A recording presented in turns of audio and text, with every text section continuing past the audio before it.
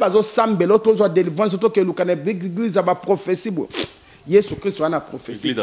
Yesu Christ azali nzambe ya temps présent ya tunaka kolingi kobika soko ndimi obiki fungola ka mutema no zala na kondima benga to kosambela pona ba huile d'olive to mela na ba mayo ba mungwa oyo eza bondo kina sala kute mission moko na explica bana na nzambe po mutu soka ndimeli Yesu Christ tozo tambo na masumu me ba koko na biso bazala kinde na magie noire e kabola ki bango bolingote ezabande kosela ngo pona kosunga bango me pona kosunga bango kaka na mokili me lobi nango bakenda bali felo babomba mi pona kokende li felo po bazaka na prison satana me mutu oya yeli biso bondoki lelo mabote banda kokabwana lelo bambaswe ya lelo bakake ya lelo biloko moko ya yeba keza mundele ba s'accélérer koki kokota pe kati na yo na bilamba oyo lati tango toki nango apakisa motoke koti na makilo zo pe s'accélérer to pesa basini ndenge bato bazolaka s'accélérer mutu mundu ayebaki nzambe te ayebaki Yesu Kristo te ndaza nzambe tolobi mindele nyonso te mindelo pe bayebi nzambe bali mena ba mindele ba o ba sambelaka baza mokieke bokiltiste apesa enyoka lipa pese libanga jamais ba o ba lubaka ke nzambe umelaka bakosi po bayebi ndenga koluka nzambe te nzambe na biso azana biloko nyonso ya tuti tolobi wolo pe pala tezali ya ye diable sale loko moko te nyonso eza nzambe mais soki ba kristo tozonyo kwama c'est que ton dimeli nzambe lokolo moko libanda lokolo moko na kati et envoûté bandeko na biso muswa ba mundu na molimo akindoki ya mutema mabe tangu na moni ndeko na ngai diazo junior akomi na bilamba comme na bani akangi ba akomo kanga ba porte na kadena ok mutu mundu azaki oya kwa dekona zala na zata kene bilanga akoti na kati ndako biloko akolia azu ale nyama ya koliamba azu bisi nini azu sako senga bimi munenga kotomboka te bolingo ezalaki entre bango na bango ba secret ba bimisa bato ba biloko na banzoto basalaka ba pratique ba mouchoir ba mai ezanzambe te bima po eza biloko oyo ngai tangu nazali occultiste na bande kopesa ngo pe na ba pasteur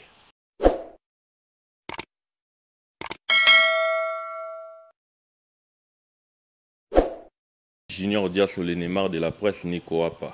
Ça fait un bail vraiment tout le monde en a qu'il s'est sauté avec l'évangéliste Vasco. Donc aujourd'hui, nous sommes avec lui. Il y a eu des gens qui nous ont appelés de partout. Balobi, Junior Diaso, Boni va témoigner, Jésus le cal sauté, Boni tout le monde a su Moussa Nandiam et Daniel T. Il nous a fait plaisir, il y a collé quand Kinshasa motivé le succès et puis na chaîne avec ce partenaire partout, Bromissana Kolandae. Mais avant de commencer, laissez-moi dire un grand merci à tout le soutenir la prière, surtout dans le moment il y a difficulté, dans le moment il y a galère, dans le moment il y a makambo belé, un grand merci à tout oyo, physiquement, moralement et puis spirituellement. Moi j'aimerais que Papa Dieu le Diaso a fait pour l'homme de Dieu. En tout cas l'homme de Dieu aujourd'hui, dans makambo ya koyebisa biso nde to lobrake ba témoignage, to parole et nzambe et aussi la raté. Et aussi la raté l'autre fois tout à qui n'est à l'obéla surtout na makambo etali de janvier au mois de mars 3 mois oyo ils alara tant oyo démon abanda ko éliminer batunae ba liwa ils alara moi trop. Aujourd'hui nous venons de le voir to perdre combien oyo abiso to yebaki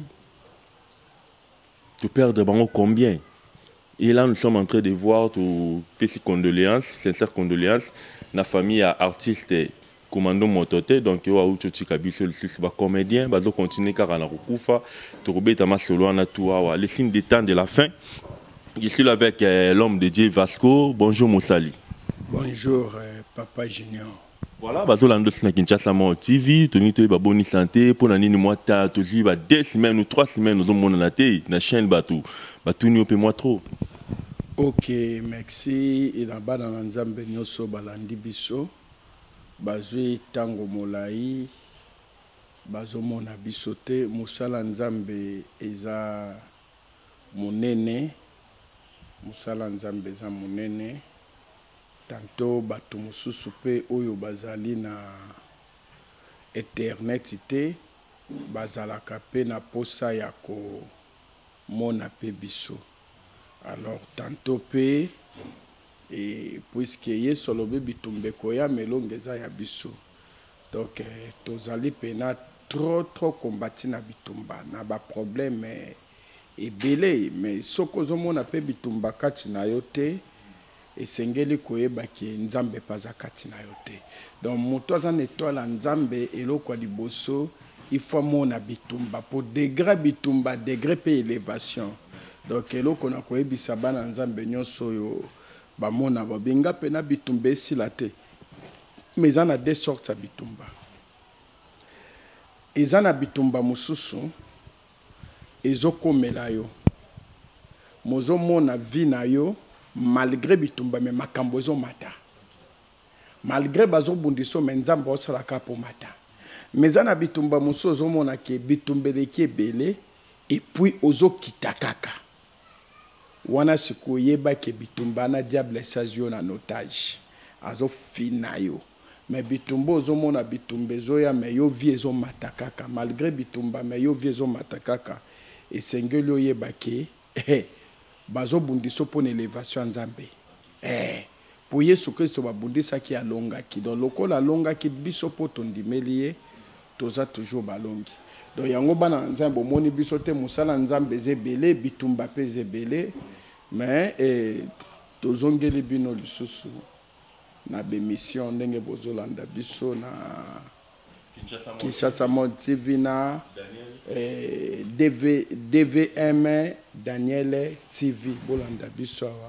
toza na vino. Voilà, quelques signes des temps de la fin. Moussa Lanzambe, Tozalaki na awa ba image dans Kinshasa Mode TV, bat bazolanda, oyebsa ki biso diable opération na décembre te diable vraiment opéré a bongisi déjà au na ba liwa na janvier, février, mars. Tu collectes 3 mois wana. Je suis sûr que dans ba chaîne na biso ba image eza, ba oya biso ba tiki biso bazali, ba oyo bazobela bazali ngala yaki lelo to ngato yeba opesa biso quelques signes attendent de la fin parce que mokilango ndenge ezokende commission mona yebisa ko jour wana omona basi na basi bakomi na bango na bolingo, mibali na bolingo, ki impolitesse ki ndumba ekomi na TV kofingana toni to ba quelques signes de temps de la fin. Si yango peut annoncer déjà que ndenge balobara Jésus revient bientôt. Ok, merci mon frère Junior Diasso.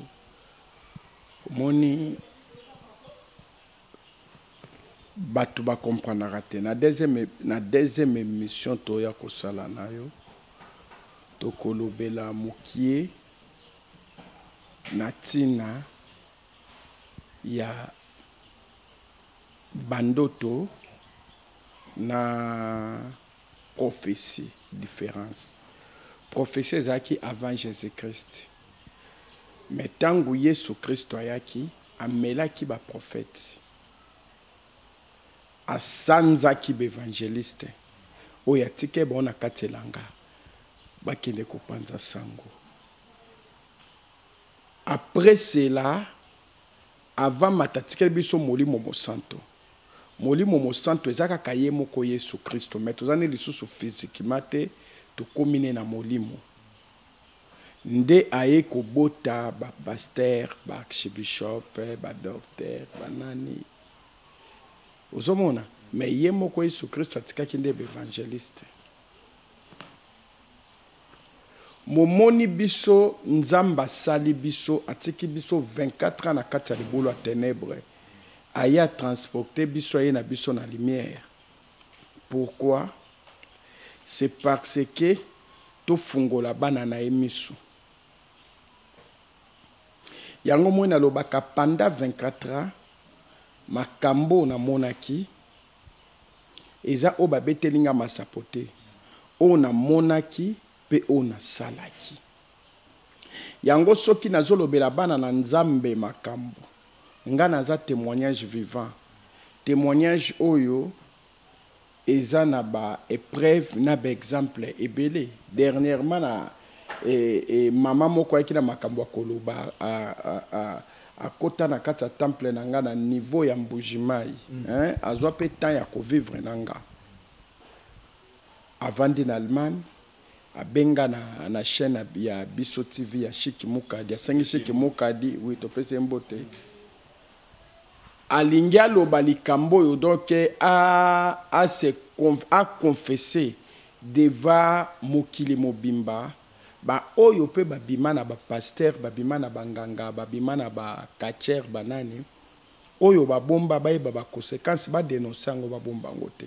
donc nzamba pambola mama wana po afungoleleki bato ebele nzela oyo bayeba kate obima na pasteur occultiste obima na ngango obima na ndoki sort nini oyo ekozongelo par après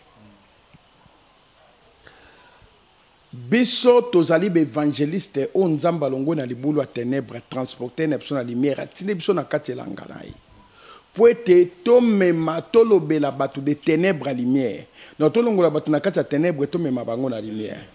donc makambo biso toza koloba na bato eza plus que koleka prophétie landanga bien est-ce que zo landanga makambo yo nzamba tindi biso tolobela bato eza plus que prophétie puisque eloko nyonso yo komona na ndoto na yo na kati ya bandoto tozoya kolobela yango tozali na nyonso babengi yango ndoto nyonso babengi yango rêve mais na kati wana eza na trois choses tozali na cauchemar tozali na songe tozali na révélation siko na misato wana tokoyebisa bana na nzambe wapi oyo nzamba yaka koutilize nango mutu tokolobela ngo nayebi ke sika bozali bobouger déjà boza presete na deuxième émission tozoya kolobela na tina nango donc tozali batu oyo nzamba tindi biso tomona 100% ya secret ya diable toya kofungola bana na ye miso po ete bayeba na kokima mitambo ya nani ya satana po diable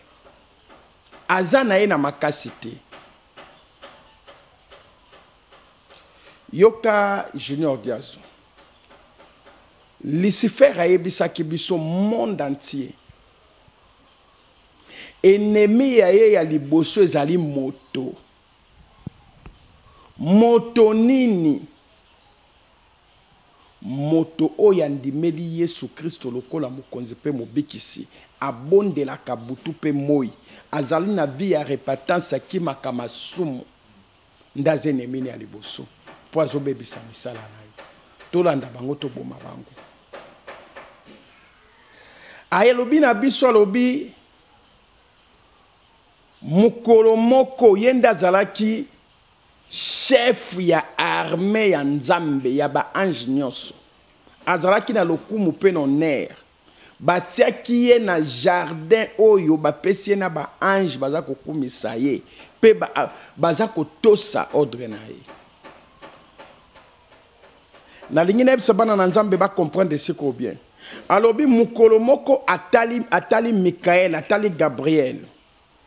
amoni ke ya leki bango na kitoko po ye basali ye na diamant na or mabwaki miso na se amoni muto azotambola na kati ya jardin d'Eden na mokili akokani na nzambe ya mitali amimoni na mapapu malgré na nzoto moto mamimoni na mapapu epesi ekanda malgré lekaki ba Gabriel na ba Mikael matali ye aza na mapapu mais pourquoi ngande lokwa basalinga koleka ba ange nyonso esengelaki pe nazala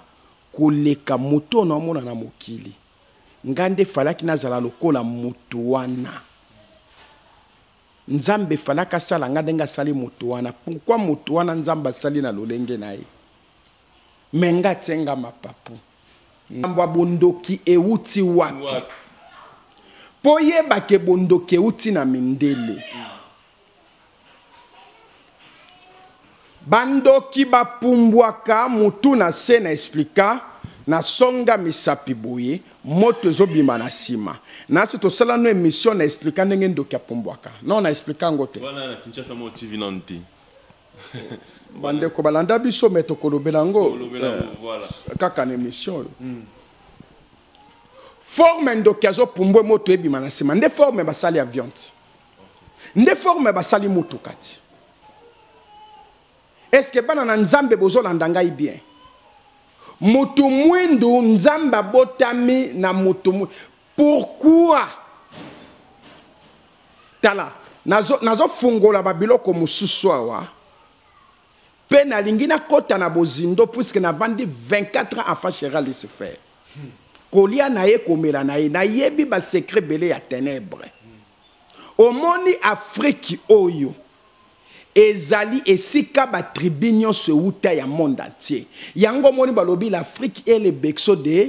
l'humanité mukwa liboso na monde entier bazwango d'Afrique pourquoi est-ce que moto moko ako comprendre pourquoi Yesu Christ tangi na Bible Hérode aluki baki kukota na Afrique en Égypte abimaki Afrique, peuple noir, tondima Yesu Christ, totika masumu. Mutambemeli biso masumu. Mutambemeli biso koinana. Mutambemeli biso jalousie. Memeli biso ba haine ko kabwaneza mundele.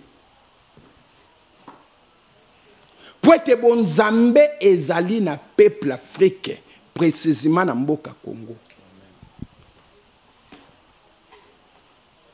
Congo eza paradis. Congo eza na nyonso.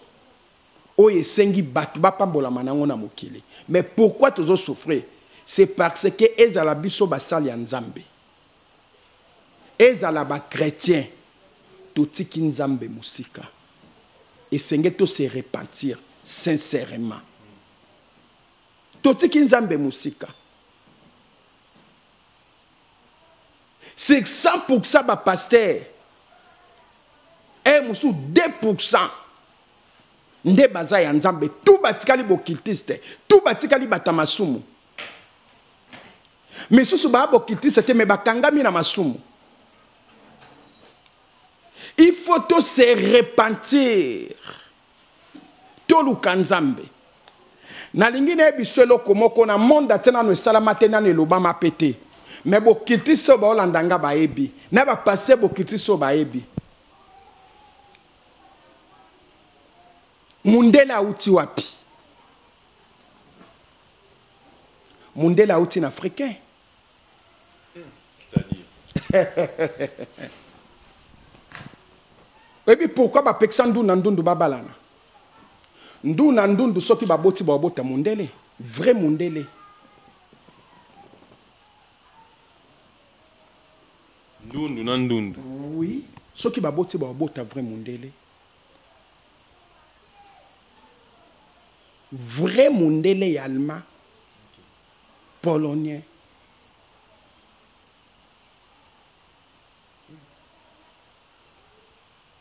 C'est mauvais esprit. Tokokunde la babilo comme susu awa. Puisque nalingi peuple congolais comprendre. Nalingi bateau baby minoko ebele bazwa témoignage oyo. Ba traduire ango monde entier comprendre. Pour pendant 24 ans, toyebi ebele oyo nzamba tinde biso tokende ko vivre mundele nde mutaye na kindoki mutu mundo azalaki na kindoki te tala parmi basigne ya bandoki oyo nayebisa yo noir azalaki na impudicité te nani amemeli noir bafilme ya pornographique il est là multiplié donc comme la page Facebook sur les gars alors tango muto zali déjà na makanisi impudicité ba occupé ko peso kindo kina impudicité pour to bande ko peso pe batu kindo kina impudicité mundela mvute pepe mwindo atena molimo muyibi munenga kangi atena no munenga division kozanga bolingo akangi porte yo sali moyibi obuki oyibi ozwi biloko moningo lati to biloko bimi nango oko olongoli obombi ya luki biloko amoni te na kosala ye mabe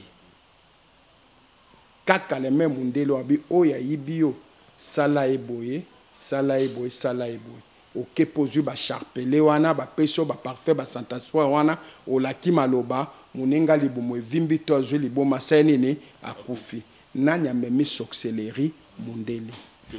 noir abandaki kosala ne masumu po ayebaki nzambe te me masumu ya noir ezalaki na kati nango ebombamaki na bolingo problème ezalaki na mutu mwindo azokende koboma nyama na zamba malgré sali bikilakila na ye abomi mpakasa alobi lelo na oboma pakasa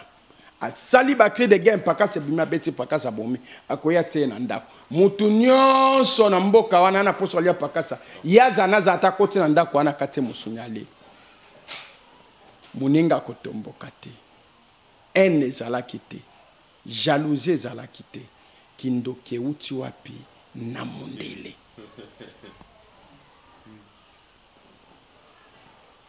motu mwindu abande kosalela magie noire eza pe lisumu koleka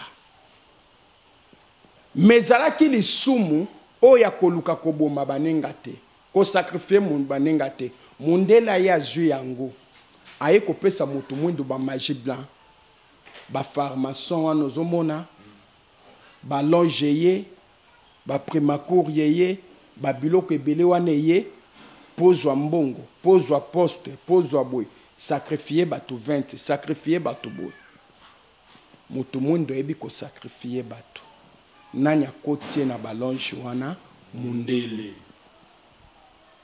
yango wana omoni batu mwindu bakoti na balonge baye kobatama na nsima Yesu ndenge pe mendele babatamaki mais ce que bamibimisi na poisa poto komi na temps de la fin ozomona na États-Unis d'Amérique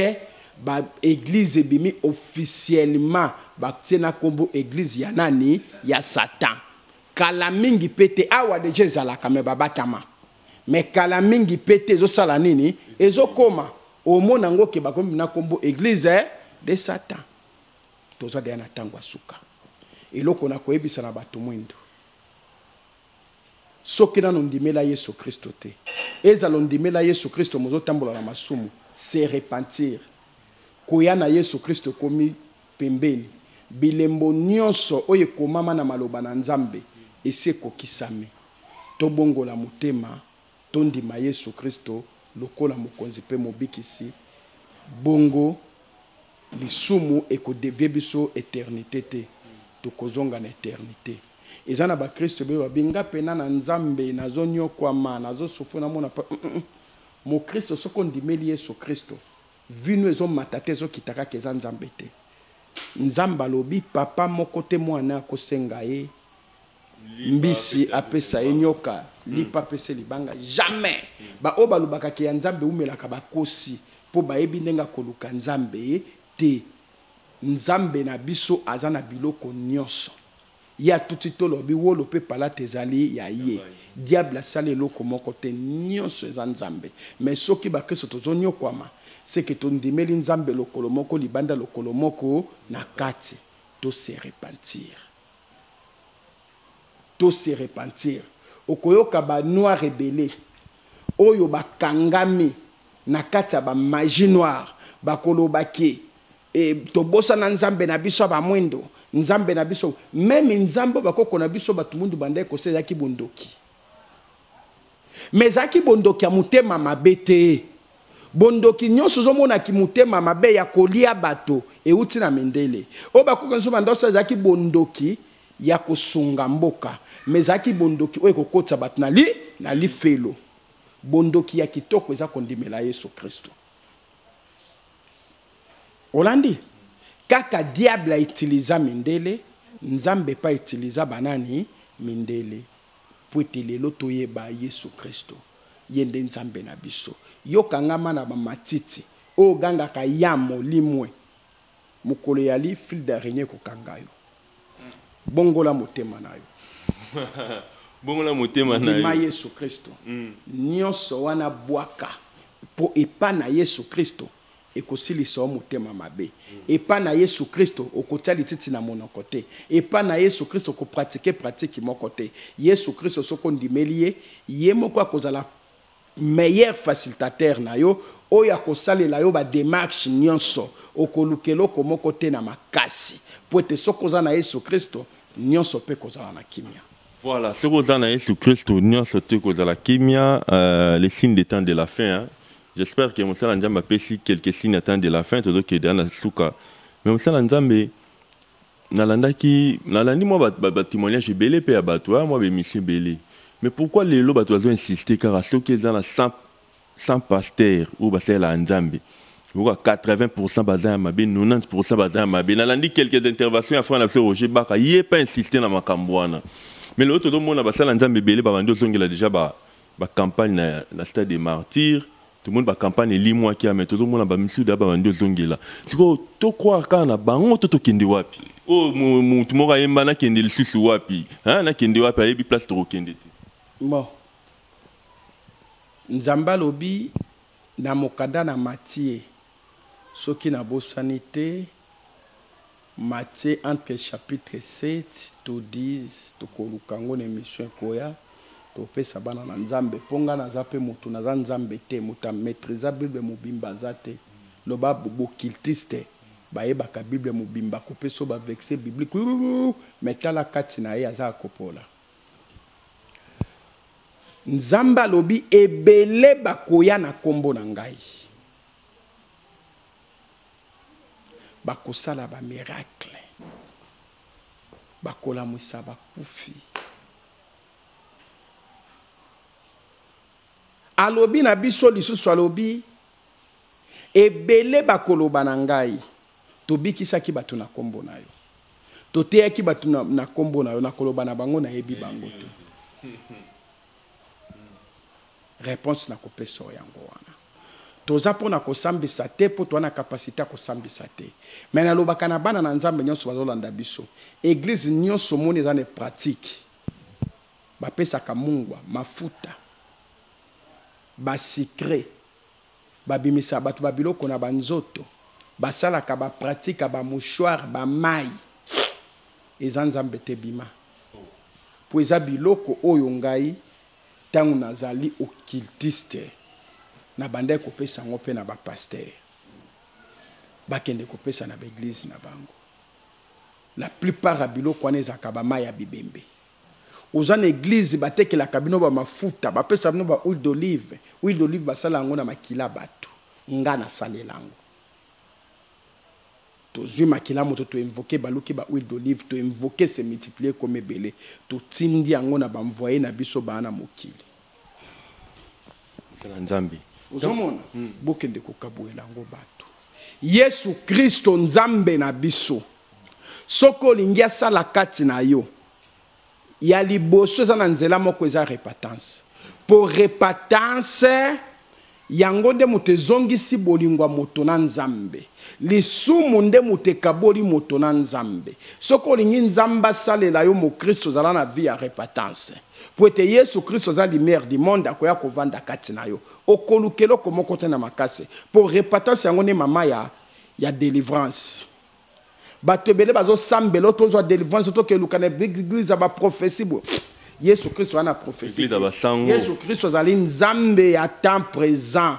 ya tunaka kolingi kobika soko ndimi obiki fungola ka mutema no zala na kondima benga to kosambela pona ba huile d'olive to mela na ba mayo ba mungwa oyo ezabondo kina sala ku te mission moko na explica bana na Nzambe na kopeso pe mission ngo tana chaîne na yo ezali na peso pota na chaîne na yo to explica bana na Nzambe na tina biloko so mungwa epesa ka saveur yango to tyango na ba mayi to sokola po ndokalia ka mungwa te Bana okotuna yo. Ndoki aliaka Mungu ate. Ndoki aliaka huile d'olive te,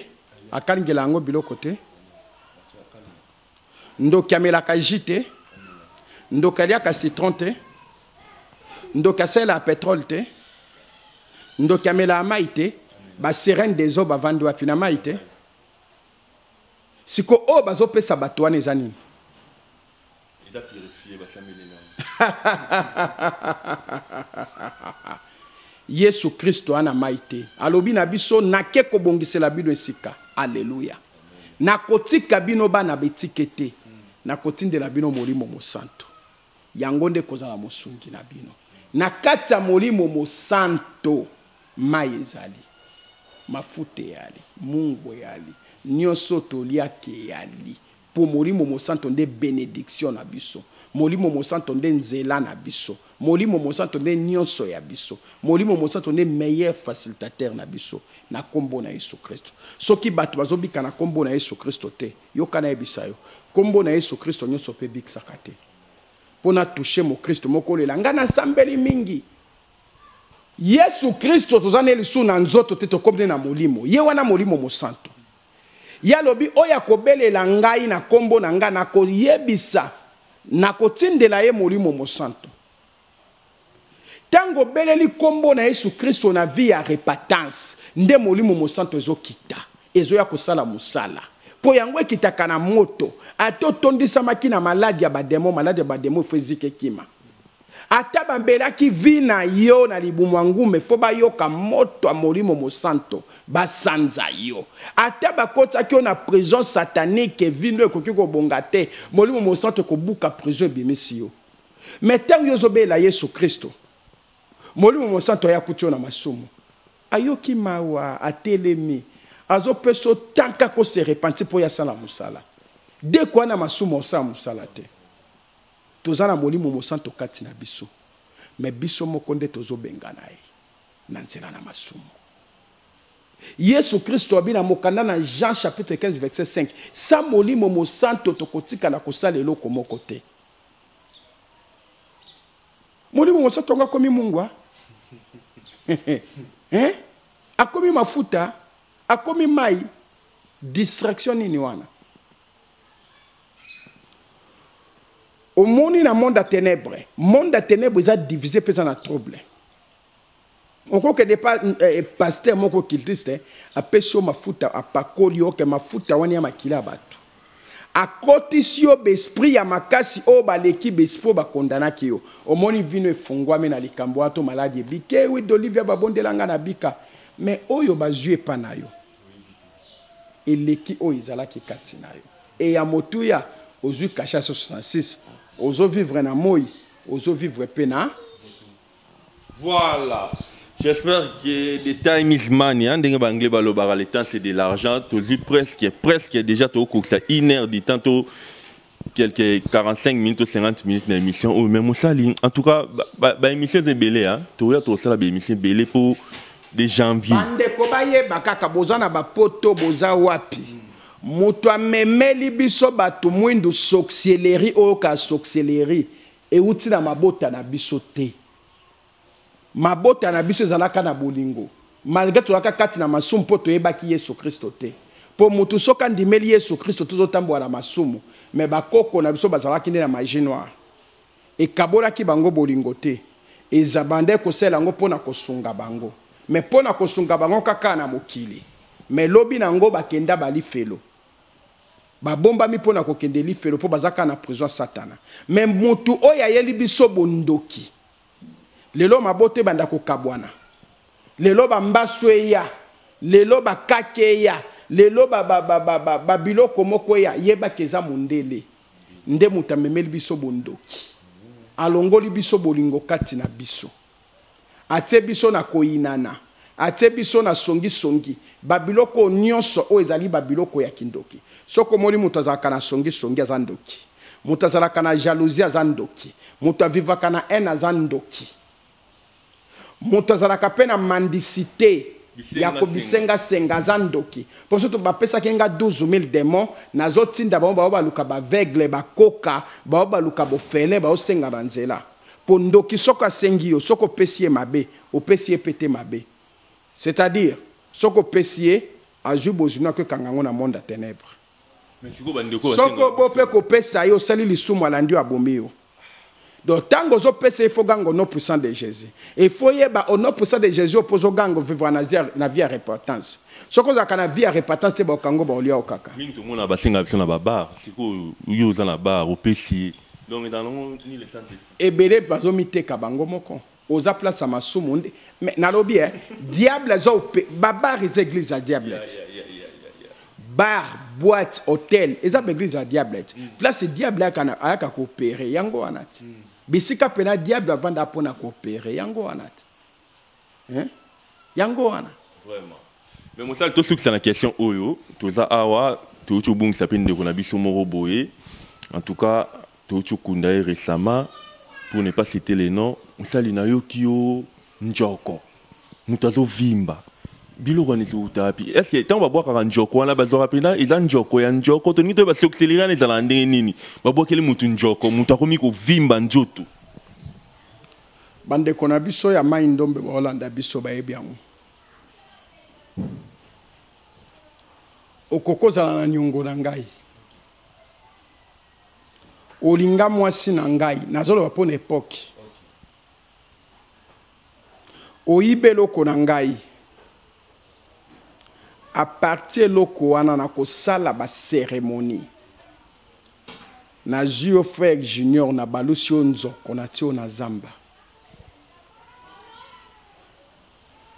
Et sika yo zana mokili awa otikali étiquette ya pamba. Obandi ko vimba. Mosu suppose ala ki chrétien. Ozo sambela makasi ozo déranger biso. To tindeli yo batumo ba ko envoûter to ko distraire yo fungoli porte. To récupérer yo. To cotisio na kati ya prison. Li se faire atuni bolingi to saleni to bomaemba mo to bite to komisa nzoko. To balusio nzoko na kati ya prison wana uvimbi ukomi nzoko. Ale na moi eloko nyonso o ezali spirituellement ya molili na butu na moi ebimaka physiquement eko se manifester omoni mutu makolo ekomo vimba nzoto ekomo vimba libumu ekomo vimba kingwe ekomo vimba ba vimbisio na butu nde na moi okombongo siko bateli yo déjà certificat de décès jour na date okokufa soki ekoki babimiso bazuka motema no baleyo yo koto pema osaya nini okufi yango bato bazali na baka oyo nga naza soki Yesu Kristo oyo abengi nga za plus que prophète nga pe naza plus que prophète pour prophétie belé ba pesa yo ya lokutati le lope simbate mengai nzamba tindaki ngana kende komona ndenge bakangaka vya moto ndenge babebisaka vya moto ndenge babomaka vya moto lelo Yesu Kristo aza ko utiliser ngai pona kobikisa pe bato ozana baka o ko hésiter te benga voilà numéro nangeza 081 43 30 475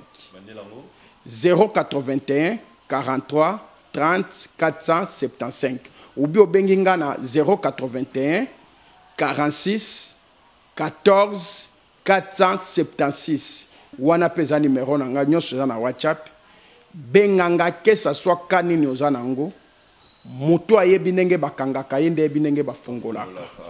mutu ayebi ndenge babebisaka yende yebi ndenge babongisaka soki diable a utilisaki nga pendant 24 heures pona ko bebisa ba via bato pe ko kanga ba via bato na kati ya prison ko envoûter bato ko kotsa bango na ba prison mais lelo Yesu Kristo aza ko utiliser nga pona ko bimisa bato na kati ya ba prison pe ko bongisa ba via bato ndenga alobi na mokanda na Esaïe chapitre 42 verset 6 alobi ngai nde na ponyo lokola lumière na ngai Yesu Kristo ndazoloba alobi kende ko fungola bana na nga miso ba o bazana boumbu longola bango na boumbu ba o bazana prison bimisa bango na prison na ye ko fungola yo miso ndimela Yesu Kristo azana ye na pratique moko te kaka na nzela ya repentance prière na semence ya misalo zo sala kati na ye okomona bolamu na nzambe. Voilà, prière à clôture pour te filer cette émission, à tous la prière. Nzamba lola to pesio merci pour te tobandaki na lokola alpha to suction lokola omega. Tika ete bana no nyonso o balandi émission oyo. Bazali na ba problème, maladie, mikakatano, ba blocage.